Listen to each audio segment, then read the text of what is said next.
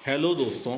केंद्र सरकार ने लाखों कर्मचारियों के लिए महंगाई भत्ता और महंगाई राहत की घोषणा जो बेसब्री से इंतजार कर रहे हैं इसके बारे में अभी लंबित है।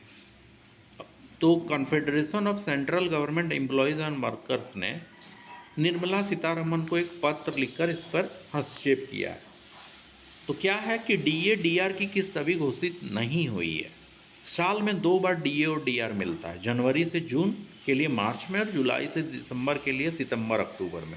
तो अब तक ये घोषणा हो जाना चाहिए। बहुत सारे कर्मचारी ये आस लगाए हुए हैं कि दिवाली तक मिल सकता है। इस बारे में अभी कुछ बताया नहीं गया है, लेकिन उम्मीद है कि इस बार मिल सकता है। डीए की गणना all India consumer price index CPI IW के आधार पर की जाती है। डीए 12 महीने का सीपीआई आईडब्ल्यू औसत से अगर हम इस तरह मेथड से निकालते हैं।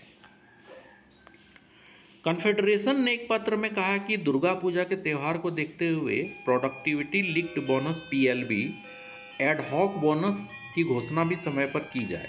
तो ये न्यूज़ है कि अभी कर्मचारी इसका मांग उठा रहे हैं।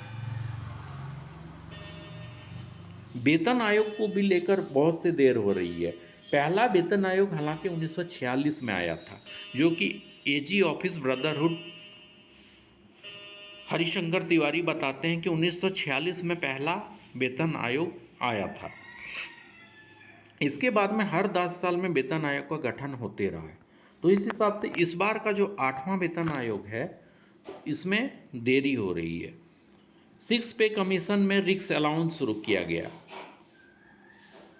7 पे कमीशन में भी न्यूनतम वेतन और फिटमेंट फैक्टर में बढ़ोतरी कर वेतन को ढांचे को बढ़ाया गया। तो 8 पे में भी है कि कुछ बड़ा बदलाव होने की संभावना है, लेकिन अब तक टर्म ऑफ रेफरेंसेस तय नहीं किए गए हैं, जिसके चलते कर्मचारियों को एक